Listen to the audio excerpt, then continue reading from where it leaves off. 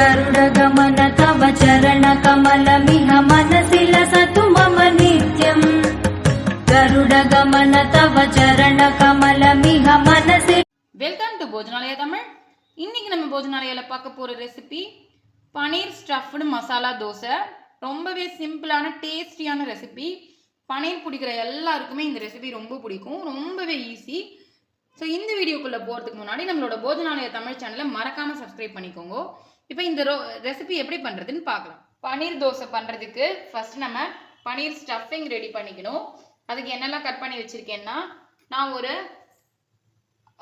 2 packet paneer cut பண்ணி வச்சுருக்கேன். உங்களோட குவான்டிட்டிக்கு ஏற்ற மாதிரி கூட குறைச்சி பார்த்துக்கோங்க. 2 குடமிளகா, 4 தக்காளி, 2 பேக்கெட் பனீர் 200 கிராம் பேக்கெட்டில் 2 கட் பண்ணி வச்சுருக்கேன். இந்த மாதிரி க்யூப்பாக. ஸோ வாஷ் பண்ணிவிட்டு கட் பண்ணி வச்சுருக்கேன் இது எல்லாத்தையும். இப்போ இந்த மசாலா ஸ்டஃபிங் எப்படி பண்ணுறதுன்னு பார்க்கலாம். இப்போ இந்த பனீர் மசாலா பண்ணுறதுக்கு எண்ணெய் ஆல்ரெடி நான் ரீஃபைண்ட் ஆயில் ஒரு 2-3 டேபிள் ஸ்பூன் விட்டு காய வச்சுருக்கேன் ஆல்ரெடி இல்பத்தியில். இதில் ஃபஸ்ட்டு என்ன பண்ண போகிறோம்னா, ஜீரகம் கொஞ்சம் சேர்த்துக்கிறோம். ஜீரகம் போடும்போது இதோட ஃப்ளேவர் ரொம்ப சூப்பராக இருக்கும். கடுகுலாம் இதுக்கு போடக்கூடாது, ஜீரகம் மட்டும் சேர்த்துக்கிறோம். நல்ல ஒரு வாசனையாக இருக்கும். ஜீரகம் பொரிஞ்ச உடனே இதில் ஃபஸ்ட்டு எடுத்து வச்சிருக்க தக்காளியை சேர்த்துக்கிறேன்.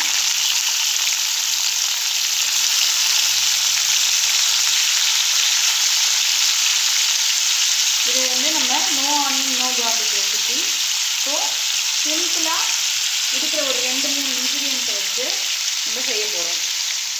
இந்த தக்காளியை நல்லா ஸ்மாஷ் பண்ணி ஓரளவுக்கு வதங்குற அளவுக்கு இது பண்ணிக்கணும். இப்போது இதில் கட் பண்ணி வச்சுருக்கிற கேப்சிகம் சேர்த்துக்கிறேன்.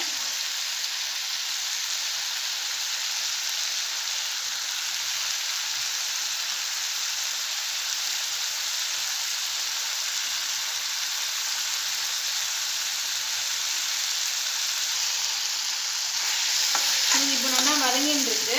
இதில் நம்ம என்னெல்லாம் சேர்க்க போகிறோம்னா, நல்ல கலர் கொடுக்கறதுக்கு மஞ்சள் பொடி, அதுக்கப்புறம் வெறும் தனியா வறுத்து பொடி பண்ணி வச்சுருக்கேன். ஸோ வெறும் கொத்தமல்லி விதை வறுத்து பொடி பண்ணி வச்சுருக்கேன், அதை சேர்த்துக்கிறோம். நல்ல ஒரு மசாலா ஃப்ளேவர் கொடுக்கறதுக்காக இந்த பொடியெலாம் நம்ம சேர்க்குறோம், சேர்ந்து வரதுக்காக. நெக்ஸ்ட்டு காரப்பொடி, காரத்துக்கு எவ்வளோ வேணுமோ நம்ம போட்டிருக்கிறதுக்கு ஏற்ற மாதிரி பார்த்துட்டு சேர்த்துக்கணும். எடுத்துக்கிற குவான்டிட்டிக்கு ஏற்ற மாதிரி நம்ம எவ்வளோ காரம் சாப்பிடுமோ அதுக்கு ஏற்ற மாதிரி. இப்போ காரப்பொடி, மஞ்சள் பொடி, தனியா பொடி இது 3 போட்டு கொஞ்சம் அந்த பச்சை ஸ்மெல் போகிற அளவுக்கு வதக்கணும். இப்போது இந்த மசாலாவோட பச்சை ஸ்மெல்லாம் போயிடுத்து. இதில் என்ன பண்ண போகிறோம்னா, கட் பண்ணி வச்சுருக்க இந்த பனீரை அப்படியே சேர்த்துக்கிறோம். அந்த தாராளமாக ஒரு 3-4 பேர் சாப்பிட்ற மாதிரி ஸ்டஃப் பண்ணுறதுக்காக 2 பேக்கெட் போட்டிருக்கேன். உங்களுக்கு சப்போஸ் கம்மியாக போட்டால் போகிறோம் அப்படின்னா 1 பேக்கெட் இருந்துன்னா 1 பேக்கெட்லேயும் பண்ணிக்கலாம். இதுக்கு ஒன்றும் அளவெல்லாம் கிடையாது, நமக்கு எவ்வளோ வேணுமோ அதுக்கேற்ற மாதிரி பண்ணிக்க வேண்டியதான். நெக்ஸ்ட்டு இதில் என்ன பண்ண போகிறோம்னா, கரம் மசாலா, ஹோம்மேட் கரம் மசாலா அது கொஞ்சமாக சேர்த்துக்கிறேன்.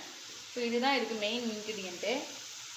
நல்ல ஒரு ஸ்பைசி ஸ்மெல்லு டேஸ்ட்டு கொடுக்கறதுக்கு இந்த கரம் மசாலா நமக்கு ரொம்ப ஹெல்ப் பண்ணும். இப்போது இதுக்கு தேவையான அளவு சால்ட்டு சேர்த்துக்க போகிறோம்.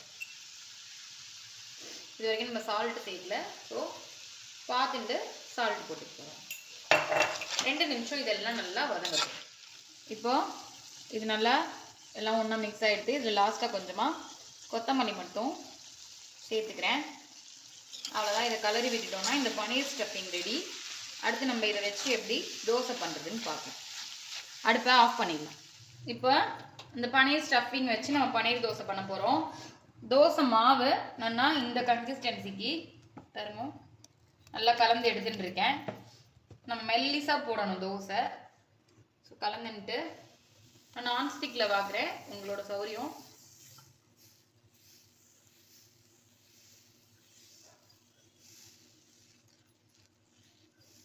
ரெண்டு நிமிஷம்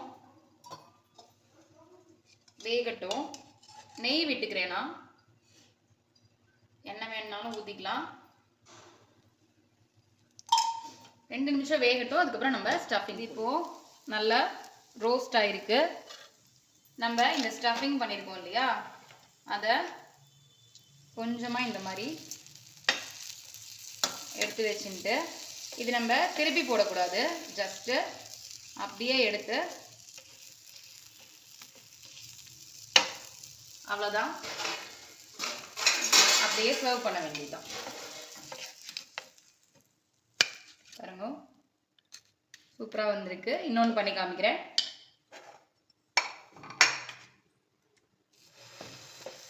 கொஞ்சம் மீடியம் ஃப்ளேமில் வச்சுட்டு ஏற்றோம்னா தான் மெல்லிஸாக வரும், நான் ஸ்டிக்குங்கிறதுனால. இல்லைன்னா மெல்லிஸாக கிடைக்காது, நமக்கு மொத்தமாயிடும்.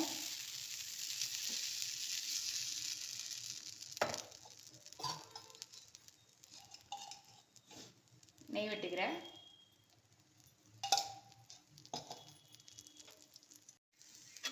வெந்திருத்து.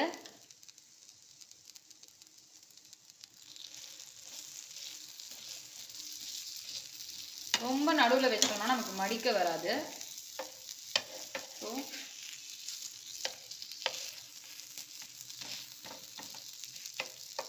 அவ்வளோதான். சூப்பராக பன்னீர் தோசை ரெடி ஆகிடுது. சூப்பராக paneer stuffed dosa, no onion no garlic, சிம்பிளாக ஈஸியாக இருக்கிற இன்க்ரீடியன்ஸை வச்சு பன்னீரில் நம்ம ஒரே மாதிரி ஐட்டம்ஸாக பண்ணாமல் இந்த மாதிரி பண்ணி கொடுத்தோம்னா டிஃப்ரெண்ட்டாக இருக்கும். குழந்தைகள் எல்லாருக்குமே ரொம்ப பிடிக்கும். ஸோ இது நம்ம இதே ஸ்டஃபிங் நம்ம சப்பாத்தியில் கூட பண்ணி ரோல் பண்ணி சாப்பிட்லாம்.